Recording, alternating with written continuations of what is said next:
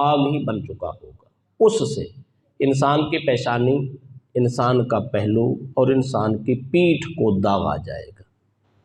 شارحین نے لکھا ہے اب پیشانی بھی اور پہلو بھی اور پیٹھ بھی، اس کا مطلب یہ ہے انسان کے پورے جسم کو داغا جائے گا، یہ اس کی سزا ہوگی۔ اب رہ گئی کتنی دیر؟ حدیث پاک میں آتا ہے قیامت کا دن دنیا کے حساب سے وہ 50,000 سال کا دن ہوگا۔ مال کی زکوٰۃ ادا نہ کرنے والے شخص کو 50,000 سال کا دن جو قیامت کا دن ہوگا، وہ پورا 50,000 سال اس کو سزا ہوتی رہے گی۔ مثلا اس کا سونا چاندی تپا کر اس کے جسم کو داغا جائے گا، ایک بار داغ کے ختم ہوگا، پھر اس کو گرم کیا جائے گا، پھر داغا جائے گا، پھر گرم کیا جائے گا، پھر داغا جائے گا، یہ مسلسل کام چلتا رہے گا حتیٰ کہ ساری کائنات کا حساب ہو چکا ہوگا۔ زکوٰۃ ادا نہ کرنے والوں کی باری سب سے آخر میں ہے۔ تو اس لیے بہت مشکل مرحلہ ہے۔ چلو بات ادھر سے ہی چلی تو میں پہلے اس کی وعید پر ایک حدیث پیش کر دیتا ہوں۔ یہ حدیث صحیح بخاری، صحیح مسلم اور سنن نسائی کی حدیث ہے، طویل حدیث ہے۔ میں اس کی پوری جو ہے نا ڈیٹیل بتا دیتا ہوں تاکہ یہ مسئلہ ثابت ہو جائے اور سمجھ آ جائے کتنی بڑی وعید ہے، کتنا بڑا مشکل کام ہے۔ قیامت کے دن عشر زکوٰۃ ادا نہ کرنے والے کو کتنی سخت سزا دی جائے گی۔ حضرت ابو ہریرہ رضی اللہ تعالیٰ عنہ کے راوی ہے۔ پہلا حصہ اس کا نبی اکرم صلی اللہ علیہ وسلم نے فرمایا جو شخص اپنے مال کی زکوٰۃ ادا نہیں کرے گا سونے چاندی کی صورت میں، تو قیامت کے دن اس کے سونے چاندی کو آگ میں گرمایا جائے گا اور اس سے اس کی پیشانی، اس کی پیٹھ، اس کا پہلو داغا جائے گا۔ کتنا؟ کان مقدارہ 50,000 سنہ، 50,000 سال تک۔ حتیٰ یقضی بین العباد، حتیٰ کہ سارے لوگوں کا حساب ہو چکا ہوگا۔ فیرا سبیلہ اما الی الجنۃ و اما الی النار، بعد میں اس آدمی کو لایا جائے گا، پھر فیصلہ ہوگا اب اس نے جنت میں جانا ہے یا جہنم میں جانا۔ حالانکہ نبی اکرم صلی اللہ علیہ وسلم اللہ کی بارگاہ میں یہ التجا کریں گے، مولا سب سے پہلے میری امت کا حساب لے لے، سختی بڑی ہے، گرمی بڑی ہے، مشکل میں پھنسی ہے قوم، سب سے پہلے میری قوم، میری امت کا حساب لے لے، یہ تو جائے، باقیوں کا بعد میں لے لے۔ لیکن اس وقت بھی زکوٰۃ اور عشر نہ دینے والوں کا حساب سب سے آخر میں چلا جائے، یہ بھی سزا ہوگی اور اتنی دیر تک سزا پائیں گے۔ بعد میں دیکھا جائے گا کیا سزا پوری ہو گئی ہے؟ اگر سزا پوری ہو گئی پھر دوسرے نامہ مال دیکھے جائیں گے، اگر ان میں بھی انسان پاس آئے تو پھر فیصلہ آئے گا اس کو جنت داخل کر۔ اگر وہ کسی اور معاملے میں پھنس گیا، کسی اور کیس میں پھنس گیا، نمازیں پوری نہ تھیں یا حج نہ تھا، اس کے باقی معاملات میں کمی بیشی تھی، لوگوں کے حقوق مارے ہوئے تھے، کوئی اور کسب کیا ہوا تھا، اگر ادھر سے پھنس گیا پھر بھی آرڈر آ جائیں گے اس کو جہنم میں ڈال دو۔ تو اس لیے فرائض ضروری ادا کرنے ہیں، ورنہ قیامت کا دن بہت مشکل دن۔ صحابہ نے عرض کی قیل یا رسول اللہ صلی اللہ علیہ وسلم فالابل، صحابہ نے پوچھا یا رسول اللہ یہ تو آپ نے سونے اور چاندی کا مسئلہ بتایا ہے، اس کی سزا سنائی ہے، اگر کوئی آدمی اونٹ رکھتا ہے، چونکہ عرب میں اونٹ بہت زیادہ تھے، آج بھی عرب میں اونٹ کا رواج ہے، یہ خاص جانور ہے۔ صحابہ نے پوچھا یا رسول اللہ اگر کوئی آدمی اونٹ رکھتا ہے اور اونٹ کی زکوٰۃ ادا نہیں کرتا تو اس کا حکم کیا؟ تاجدار کنا وسلم نے پوری ڈیٹیل اس کی بتا دی، فرمایا ولا صاحب ابل لا یؤدی منها حقها، جو اونٹوں والا آدمی اس کا حق ادا نہیں کرتا، اور ایک حق یہ ہوتا ہے اس کی زکوٰۃ دے، ایک حق یہ ہوتا ہے، عرب میں یہ رائج تھا، باریاں مقرر ہوتی تھیں، باری کے مطابق اونٹوں کا دودھ دویا جاتا تھا اور وہ غریبوں کو تقسیم ہوتا تھا کہ وہ بھی ادا کرو، ان کا حق بھی دیتے رہو، اللہ کا حق بھی دو۔ اگر کوئی شخص ایسا نہیں کرتا تو رسول اکرم صلی اللہ علیہ وسلم نے فرمایا جب قیامت کا دن ہوگا تو بطح لها بقاء قرقر اوفر ما كانت لا يفقد منها فصيلا واحدا تطوه باقفافه۔ رسول اکرم صلی اللہ علیہ وسلم فرماتے قیامت کے دن جو آدمی اونٹ رکھتا ہے، زکوٰۃ اور حق ادا نہیں کرتا، قیامت کے دن ایک چٹیل میدان ہوگا، چٹیل میدان میں اس آدمی کو اوندا لٹایا جائے گا، اوندا لٹا کر اس کے سارے اونٹوں کی نسل، جتنے جانوروں کا اس نے حق نہیں دیا ہوگا، سب اونٹوں کو لایا جائے گا۔ دنیا کے اونٹوں سے بھی کئی گنا زیادہ موٹے اور تازے اور بھاری ہوں گے، وہ اونٹ لائے جائیں گے اور ان اونٹوں کے سامنے آدمی کو لٹایا جائے گا۔ اللہ کی طرف سے آرڈر ہوگا یہ سارے اونٹ اس کے اوپر سے گزار دو۔ اب وہ اونٹ رکھنے والا اس کی زکوٰۃ ادا نہ کرنے والا چٹیل میدان میں لیٹا ہوگا، سارے اونٹ قدموں سے اس کو روند کے نکل جائیں گے اور ہر اونٹ گزرتے ہی اس کو اپنے منہ سے پھاڑتا ہوا اس کا گوشت نوچتے ہوئے گزرے گا۔ جب یہ سارے گزر جائیں گے، رسول اکرم صلی اللہ علیہ وسلم فرماتے ہیں بات ختم نہیں ہوگی، یہ تو ایک چکر ہے نا، اب دوبارہ حکم ہوگا وہ اونٹ پھر کے پھر آ جائیں گے، پھر اسی طرح گزریں گے، وہ عذاب کھائے گا، پھر گزر کے آ جائیں گے۔ قیامت کے 50,000 سال کا دن جو ہوگا، اونٹوں کی زکوٰۃ نہ دینے والا آدمی اسی طرح روندا چلا جائے گا، یہ اس کی سزا ہوگی۔ پوری نسل اونٹوں کی آ جائے گی، کوئی اونٹ بھی باقی نہیں رہے گا جس کی زکوٰۃ نہیں دی ہوگی، سب آ جائیں گے، سارے روندے۔ کیا خیال ہے آج ایک جانور اگر ایک بار گزر جائے تو انسان کی کیا حالت ہوتی ہے؟ اور قیامت کے دن اتنا موٹے تازے اور بھاری وزنی اونٹ، وہ بھی بطور سزا اور عذاب کے گزر رہے ہوں گے، تو عالم کیا؟ صحابہ کرام نے اس امت کا مسئلہ حل کر دیا۔ صحابہ نے پھر پوچھا یا رسول اللہ صلی اللہ تعالی علیہ وسلم فالبقر والغنم، یا رسول اللہ کچھ لوگ گائے رکھتے ہیں اور کچھ لوگ بکریاں رکھتے ہیں، کیونکہ عرب میں بھینس جانور نہیں تھا اس لیے اس کا ذکر نہیں ہے، تو گائے کا بھی پوچھا گیا اور بکریوں کا پوچھا گیا۔ سرکار دو علیہ وسلم نے اس کی خوبصورت تفصیل بیان کر دی۔ سرکار نے فرمایا قیامت کے دن گائے کا جانور رکھنے والا، بکری کا ریوڑ رکھنے والا جو آدمی زکوٰۃ ادا نہیں کرتا، اس کو بھی چٹیل میدان میں لٹا دیا جائے گا، ان سارے جانوروں کو بلا لیا جائے گا، ان کو بہت موٹا تازہ فربا کیا جائے گا۔ جب کر دیا جائے گا ان کو حکم ہوگا کہ روندیں گے، ایسے نہیں ہوگا، بلکہ ان جانوروں کے سر پہ جو سینگ ہوں گے، جہاں ہمارے ہاں جو جانور ہوتے ہیں ان کے سینگ کسی کے پیچھے ہیں، کسی کے سائڈ پہ ہے، ان جانوروں کے سب کے سینگ سیدھے ہوں گے۔ وہ گائے کا جانور ہوگا، نر مادہ دونوں ہو سکتے ہیں، یا بکری کی جنس سے ہوگا، ان کے سینگ سامنے ہوگا، اور پہلے تو وہ اوپر سے گزریں گے، آتے ہی ہر جانور اپنے مالک کو اپنے سینگوں سے مارے گا، یہ اس کی سزا ہوگی۔ ایک بار یہ سارے کتنی، اگر ایک آدمی نے 1000 جانور رکھا ہوا ہے تو 1000 جانور اس کے اوپر سے گزر کے ہر ایک اپنے سینگوں سے اس کو پھوڑ کے اگر نکلے، یہ اس کی سزا ہوگی۔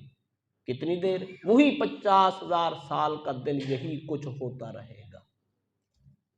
اسی طرح وہ ایک بار گزر جائیں گے پھر مڑ کے آ جائیں گے، پھر گزر جائیں گے پھر مڑ کے آ جائیں گے، 50,000 سال تک یہ عذاب ہوتا رہے گا۔ جب اینڈ ہوگا تو پھر ان سے پوچھا جائے گا بھئی اس کا نامہ مال کھولو، سزا پوری ہو گئی؟ اگر ہو گئی تو فابہا، اگر نہیں ہوئی تو پھر اگلا مرحلہ ہے، اب آرڈر جاری ہو جائیں گے، کہاں کہاں اس کی کمیاں ہیں، کوتاہیاں ہیں، کون سے حقوق ادا نہیں کیے، لہذا ان کا حساب کرو، پاس ہو گیا تو جنت میں، فیل ہو گیا تو جہنم میں، باقی عذاب کا حصہ جہنم میں لینا۔ اب دیکھو کتنی دیر ہے۔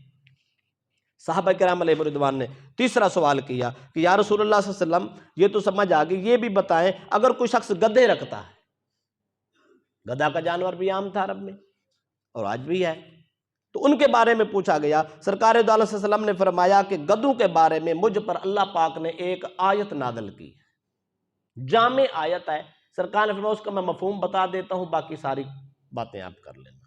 کیا؟ سرکار نے فرمایا، اللہ پاک نے فرمایا سورۃ زلزال ہے، فَمَن يَعْمَلْ مِثْقَالَ ذَرَّةٍ خَيْرًا يَرَهُ وَمَن يَعْمَلْ مِثْقَالَ ذَرَّةٍ شَرًّا يَرَهُ۔ جو آدمی نیکی ذرہ برابر بھی لے آئے گا، قیامت کے دن وہ بھی اس کے سامنے ہوگی، وہ بھی دیکھے گا، اور اگر کوئی ذرہ برابر شر، شرارت، گناہ، نافرمانی لے کر آئے گا وہ بھی اس کے سامنے ہوگا۔ اس دن تو کوئی چھپ نہیں سکتا، ذرے ذرے کا حساب ہوگا، چھوٹی بڑی سب، یہ پوری فلم ہوگی انسان کی زندگی کو اس کے سامنے چلا دی جائے گی، پہلے دن سے لے کر بلوغت سے لے کر آخری دن تک سب کچھ وہ دیکھے گا۔ فرشتے پوچھیں گے کہ یہ کیا تھا، یہ کیا تھا، یہ کیا تھا، یہ کیا۔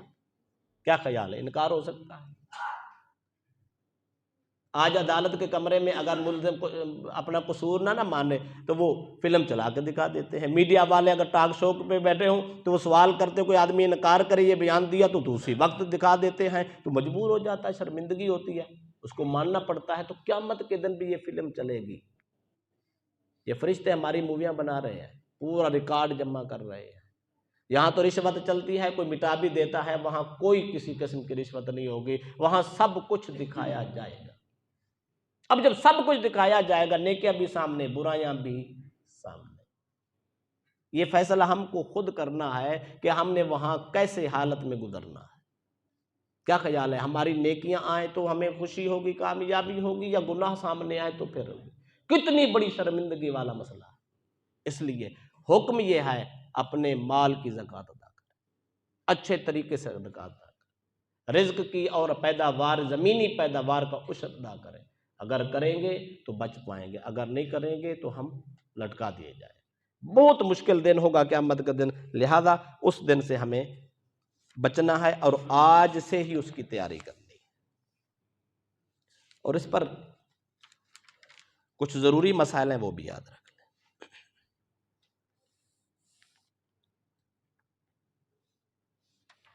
پہلی تو بات یہ ہے، عشر کس کس چیز پر آتا ہے؟ ہر وہ چیز جو زمین سے پیدا ہوتی ہے اور ذمہ دار کی وہ مقصود ہوتا ہے۔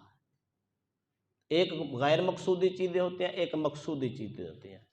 مثلا ایک آدمی کھیتی بیجتا ہے، کڑک بیجتا ہے، گندم بیج دیتا ہے، تو اس گندم کے ساتھ ساتھ اور بڑا کچھ اگاتا ہے، لیکن بندے کا وہ مقصود ہی نہیں ہوتا۔ مقصد کیا ہے؟ گندم اگانا۔ گندم وہ لے لے گا، گندم کی ٹوٹل پیداوار سے وہ اس کا حق، اس کا عشر ادا کرے گا، اور ضرور کرے گا۔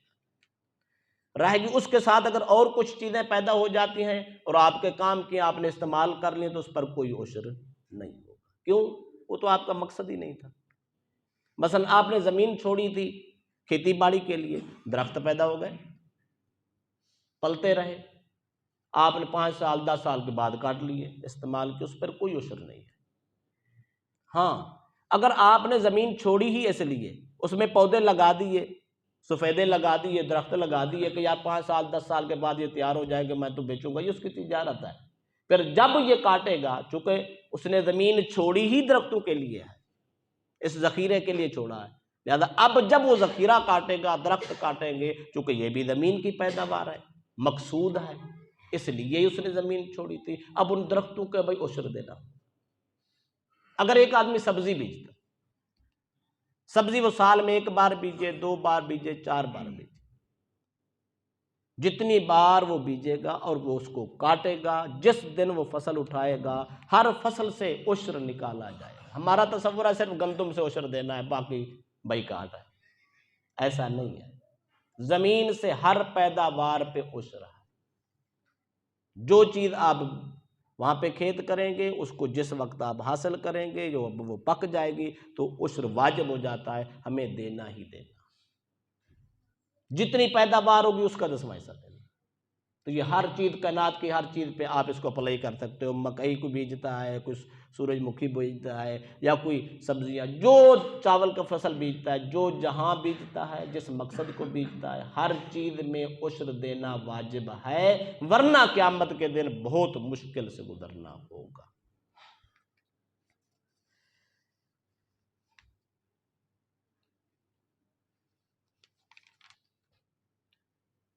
اگلا مسئلہ یہ ہے، ٹھیکے پہ زمینیں جو دی جاتی ہیں، اس کا مسئلہ کیا ہے؟ عشر کون دے گا؟ کیا ٹھیکے پر دی جانے والی زمین کی پیداوار پہ عشر ہے؟ جواب ہے عشر تو ضرور ہے۔ اب سوال یہ ہے، یہ عشر کون دے گا؟ بھی ٹھیکے والی زمین کی عشر کی جو مسئلہ ہے وہ کاشتکار پر ہے۔ عشر کی 2 صورتیں ہیں، کچھ لوگ زمینیں ٹھیکے پہ دیتے ہیں، ٹھیکے سے مطلب ہوگا پیسے لیتے ہیں۔ ایک آدمی کہتا ہے میں نے 1 کلہ کا 50,000 روپیہ لیتا، وہ جو پیسے لے کر 1 کلہ 2 کلے کسی آدمی کو دے گیا، وہ تو پیسے لے گیا، مالک نے پیسے لے لیے، زمین بجائی کے لیے کھیت کرنے کے لیے کسی کو دے دیا۔ اب جو آدمی اس پہ کھیت کرے گا، گندم بیجے گا، کماد بیجے گا یا کوئی فصل بیجے گا، چونکہ کاٹنی کس نے ہے؟ جس نے بیجنی ہے، جو کاشتکار ہے۔ مالک تو پیسے لے کے چلا گیا، ٹھیکہ لے کے چلا گیا، بات ہی ختم ہو گئی۔ اب جس نے کاشت کرنی ہے، جس نے اس سے فصل اٹھانی ہے، ٹوٹل عشر فصل کاشت کرنے والا ہی دے۔ کیوں اللہ فرماتے ہیں وَآتُوا حَقَّهُ يَوْمَ حَصَادِهِ، جس دن تم فصل کاٹ کے لے آؤ، حاصل کر لو، اس دن اس کا حق دو، تو جو کاٹے گا وہ حق دے گا۔ دوسری صورت، کچھ لوگ حصے پہ دیتے ہیں، حصے پہ زمین دے دی، بھی جتنی فصل ہوگی اس میں سے آدھا تیرا آدھا میرا، یا 2 حصے کاشتکار کے 1 حصہ مالک زمین کا، یا چوتھائی پہ کر لے، جو بھی حصہ مقرر ہو جائے، جس دن اس کی کاشت ہوگی اور پھر جس دن اس کو وصول کیا جائے گا، فصل کاٹی جائے گی، جو جب آئے گی تو 1 حصہ وہ ہے جو مالک لے گیا، 1 حصہ وہ ہے جو کاشتکار لے آیا۔ مالک اپنے حصے سے عشر ادا کرے گا، کاشتکار اپنے حصے کا عشر ادا کرے گا، لہذا دونوں پر الگ الگ واجب ہوگا، جتنی جتنی مقدار ان کے پاس ہوگی اس کا عشر دینا واجب اور ضروری ہوگا۔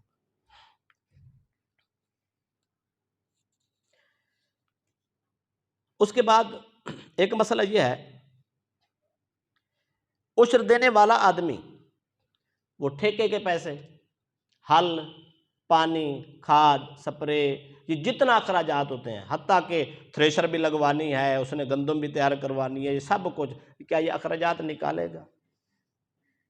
جواب نہیں میں ہے، اخراجات نہیں نکالے گا، کل پیداوار سے عشر دینا ہے۔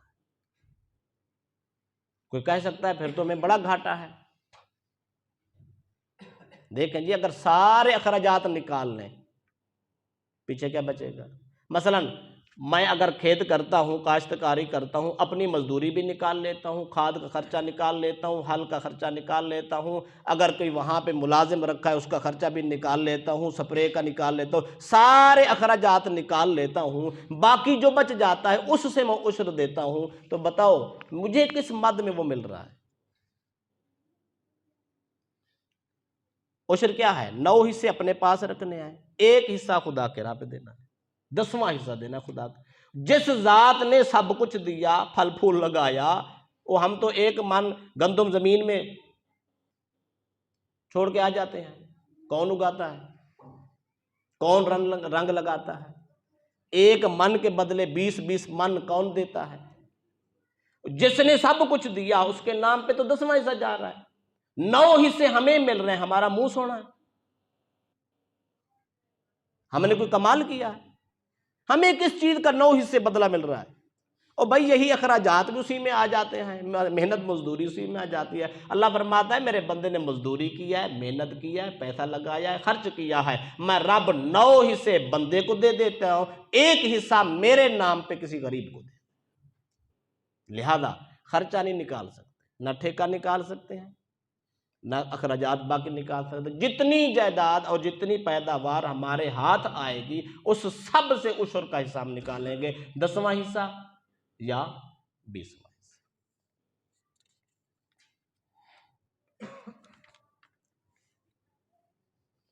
اگلی بات یہ ہے عشر کب ادا کرنا ہے؟ بھائی عشر ادا کرنا ہے ہم نے جس دن فصل پک جانی ہے۔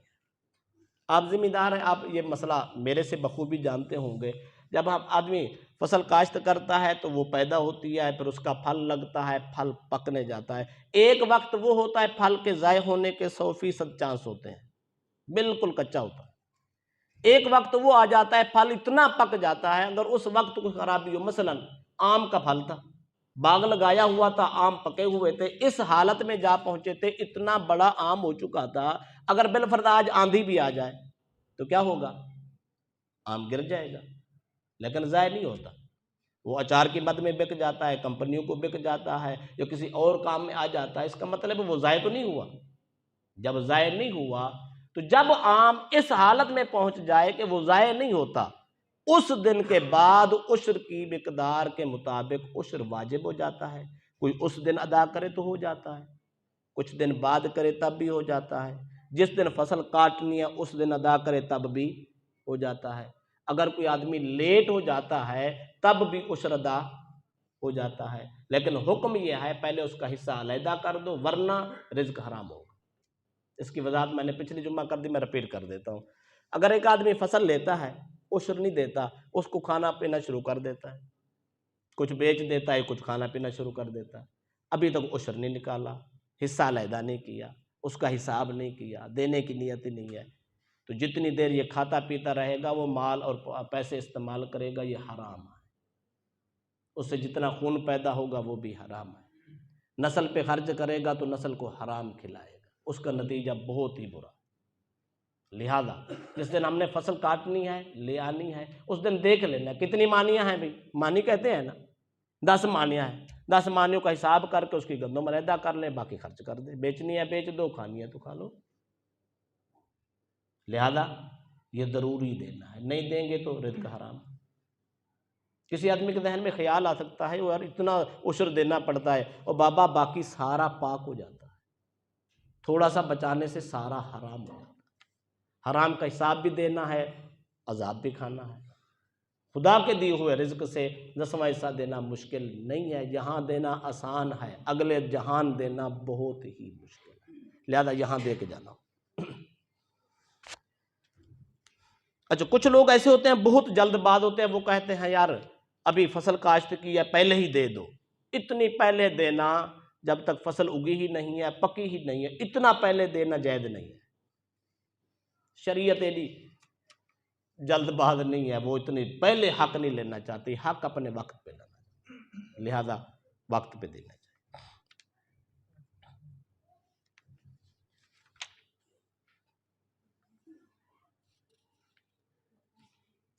بعد اوقات ایسا ہوتا ہے آدمی نے فصل لگائی تھی ضائع ہو گئی، بعد اوقات کسی کی گندم کو آگ لگ جاتی، گندم پکی تھی آگ لگا دی کسی نے، یہ اتفاقاً کسی سے آگ لگ گئی، ساری ضائع ہو گئی۔ بھئی جس کی ضائع ہو گئی اس کا عشر ختم ہو جاتا ہے، اس سے اللہ پاک نہیں پوچھے گا، کیوں؟ اس کو تو وصول ہی نہیں ہوئی، وہ جب وصول ہوتی تو عشر ہوتا، جب وصول ہی نہیں ہوئی۔